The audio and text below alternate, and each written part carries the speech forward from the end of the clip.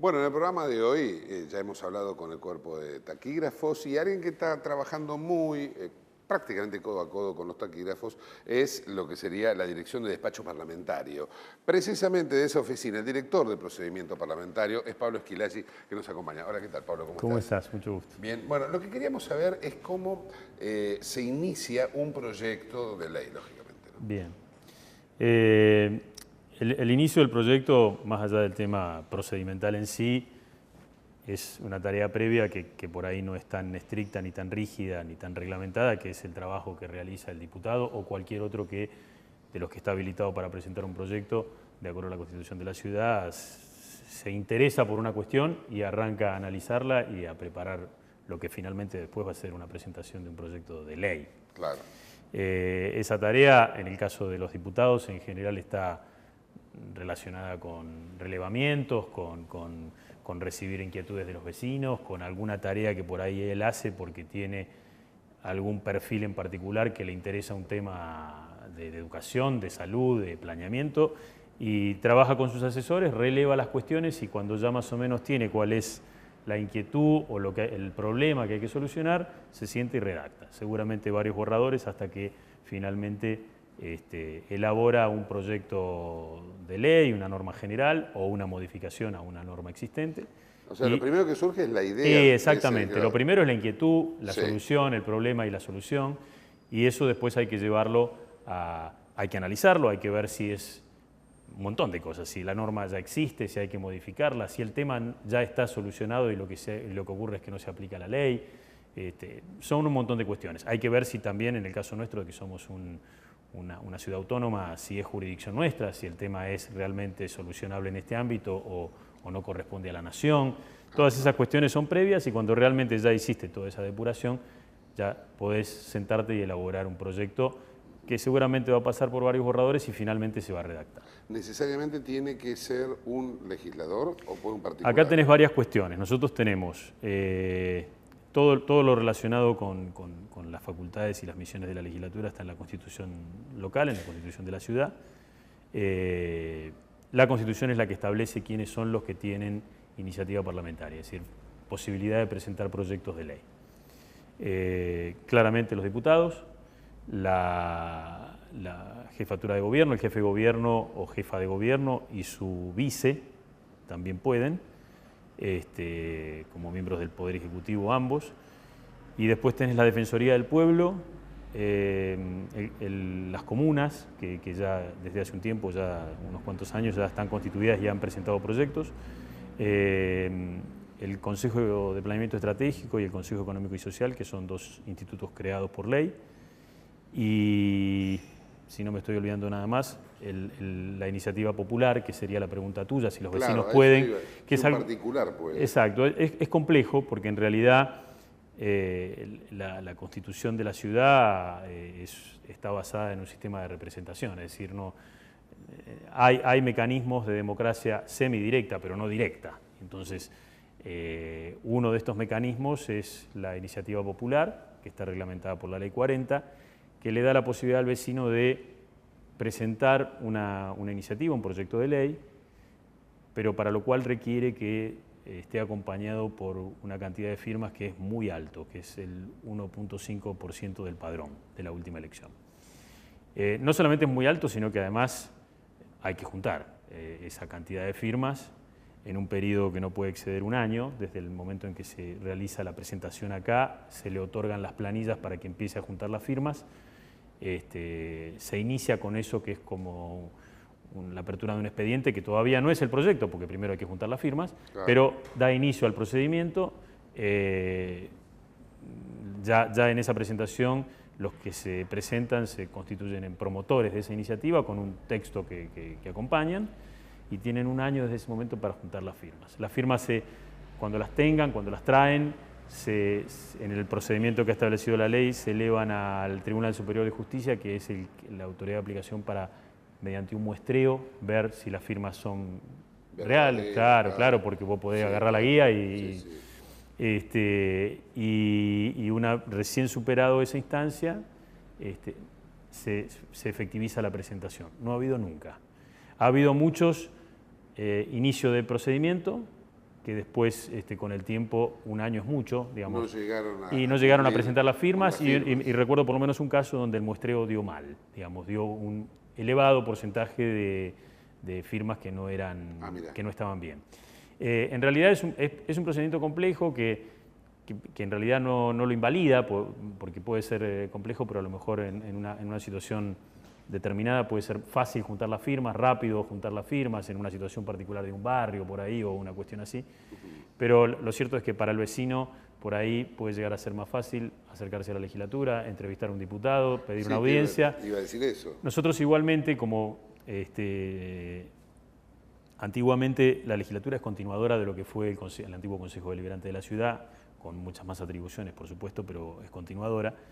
Ya el antiguo Consejo permitía que los particulares se acercaran e hicieran presentaciones como vecinos en el ámbito legislativo, en la mesa de entrada parlamentaria. Eso se sigue haciendo. Entonces, muchas veces, y nosotros las recibimos, se caratulan, no son proyectos porque no pueden, solos no pueden presentar proyectos, pero a veces plantean inquietudes en presentaciones que realizan. Casos, por ejemplo, recuerdo la ola de cines que se iban cerrando, y vecinos de los barrios que convocaban al legislador a ver si absolutamente, y en muchos casos resultó efectivo, digamos, se fueron poniendo en valor, declarándolos protegidos, muchas veces ocurre eso. A veces el vecino habla con el diputado y el proyecto lo presenta el diputado.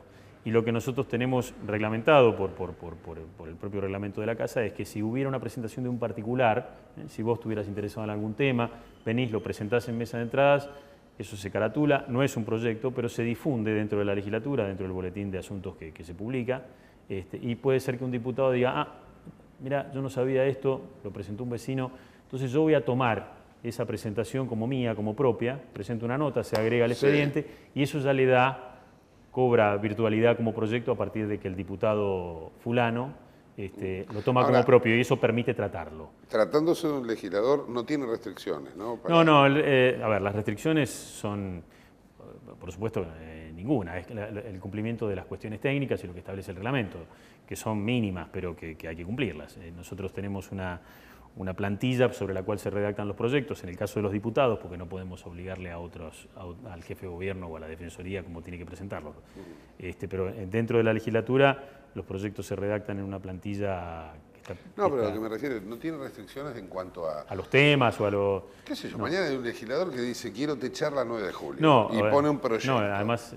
por supuesto. ¿Se trata ese proyecto? No, lo que pasa es que lo que tenés o alguien lo descarta porque dice, esto es una locura. No, en realidad lo que tenés es, una vez ingresado el proyecto, lo que tenés es un disparo de procedimientos que involucra el trámite. Entonces, yendo ya al tema, te vas a dar cuenta qué pasa con esta situación que vos acabas de plantear antes. En realidad, vos tenés la presentación del proyecto, el proyecto puede ser de declaración de resolución o ley, pensemos en la ley como la norma más importante. Ingresado, se notifica semanalmente en un boletín todo lo que ingresa semanalmente, con su número, autor, una síntesis del tema y las comisiones de asesoramiento a las cuales va a ser remitido el proyecto. La legislatura trabaja con comisiones de asesoramiento, que son comisiones de temas, asuntos, cultura, educación, salud, presupuesto, derechos humanos. De acuerdo a la temática del proyecto, lo que plantea el proyecto, se remite a las comisiones que deberían hacer el estudio y eventualmente hacer un dictamen asesorando al cuerpo sobre si conviene o no conviene sancionar esa ley y con qué texto, con qué redacción. El proceso es ese: presentación del proyecto, remisión a las comisiones, intervención de la comisión en reuniones. Las comisiones están integradas por diputados, claro, de manera proporcional dentro de lo posible a la integración política de la legislatura.